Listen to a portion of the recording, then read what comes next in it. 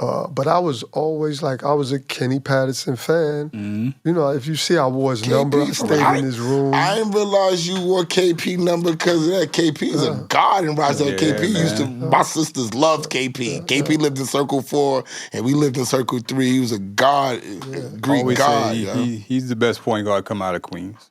I can't believe I still remember when he played against Isaiah Thomas or something. I forgot where they was playing against, and then we was just so proud that he was trying to try out for the Pistons and all that type of thing. Like it's still amazing to me that KP didn't make it in that league. I don't know. Yeah, because he had everything. He was super competitive, could handle the ball, make passes. But I think the thing that kind of hurt him was the shooting. I think that was the biggest issue of anything. If he was better shooting the ball, I think he would have had a better opportunity. What guards was coming out of New York shooting that ball like that though?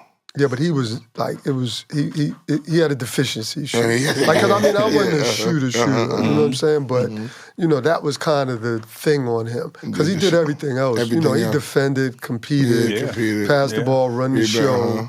You know, all of that. Yeah, but the story with KP, you know, when I was at DePaul, when I got to DePaul, and we played pickup, and KP was like that, what Boo talked about. It's like, this ain't TV there. He's going like he's going crazy on me right now. Understand though, I'm idolizing him.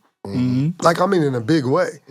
So, you know, it caught me a little off guard. I was like I took it kind of personal. But I'll never forget that. He was like, this ain't TV. You know, he's all up on you talking junk the whole time. So I know that energy.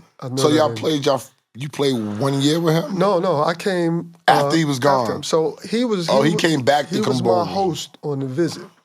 So it was him and Todd Corbin, and I'll never forget. They took me to the Michael Jackson concert, right? So you know that was big, right? We in the big stadium, and then we came. We was leaving. They had a little white car. I was squeezed in the back. It was him and KP, and then I just remember we was at a red light, and they were like, Kenny Patterson, they were going nuts. I was like, I want to come here, like, you know, because he just had that. You know, he just had that way about him, you know. But you wasn't worried about being in Chicago at that time because the shit was real dangerous back then? I didn't know nothing about that. I found that out. We went on a train one day, me and Marvin Woods from Pennsylvania, and I'll never forget, he had his hat, like, cocked, and the cop was like, young fella, from you, I turned that hat straight. Like, but I had no clue about that. I found out as I was there because, you know, things surrounding things happening, but I had no clue going to Chicago what that was really about. Yeah, because it's always been dangerous there, you know what I'm saying? So I was wondering about if you ever thought about the dangers of being in these places and found out people knowing you. But the hoopers, like, once you're a hooper and people, like, you know, kind of made a splash there, so, you know, people kind of guided you and protected you and had you understand where to be, where not to be, who's who. Although you went to the Knicks, and we all know the famous story, what was your mind like when that draft day went down? Like, you looking, you know Mark, you know what I'm saying? You feel like you got no business here. What was going through your mind just at that one moment? I was confused because they had Mark, so I didn't understand why they were picking me. And I got booed. I remember you got booed. Like in New York, so that was... What was that? What was that like? You in your hometown, they booing you getting picked by the Knicks. That's crazy. No. It was weird. It was weird because, I was all out in the parks. I played all the time, you know, so to be booed in the Garden was weird. But my mind, like, I wasn't like, it wasn't like I was hurt or embarrassed or anything because I still was trying to figure out why they drafted me. So, you know what I mean? Like, my mind wasn't even, you know, I kind of figured that out as the day went on. Like, dang, they booed me. Yeah, because they didn't boo you. To me, I feel like that they booed the Knicks pick because... Well, that's me. But no, but not the actual player. Because if we're the Knicks, if we're trying to go to the next level, we're not thinking we're going to get another point guard after he got the rookie of the year already. Yeah. You know what I'm saying? Yeah, so we thinking that we're going to get a big man to complement what Pat Ewing is doing and trying to make a run or something. Yeah. So when they draft another guard, we looking at it as scoring. I felt like this is going to work.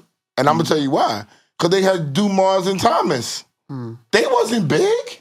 Yeah. And then wasn't that the year? I remember watching y'all in the park play against Detroit. Was that your rookie year? What you mean play against Detroit? Didn't you play the playoffs against them with the Knicks? No. Never? No. Cause I swore I was watching you in the park play against the Pistons one year. Maybe it was a regular season game. Playoffs, though. It was a regular season game. Yeah, but I was confused on that. And yeah, I was just confused. I didn't know why they picked me. I thought I was going earlier.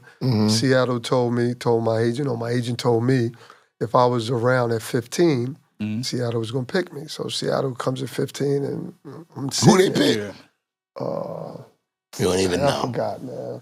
But I know, like, I'm watching the board, and the board, everybody I looked on the board, because Houston was there, the Knicks was there, I think Utah was there, maybe even Denver, but I saw they all had point guards. So my college coach, earlier that day, Joey Meyer, God bless, he told me that I was dropping in the draft. Like, he got calls from Boston and the Lakers, because they always had the 24th. But do they tell you why, or they just tell you dropping? He was like, you dropped. Okay. And so now I'm looking at the board, and I'm like, I'm scared, because if I get down to 24 and 25, and what if they pick somebody else, I could go second round. So I was nervous. Yeah. So when the Knicks picked me, it was relief from, okay, I'm going first round, but then it's like they have Mark Jackson, and I'm getting booed. You know what I mean? So I was,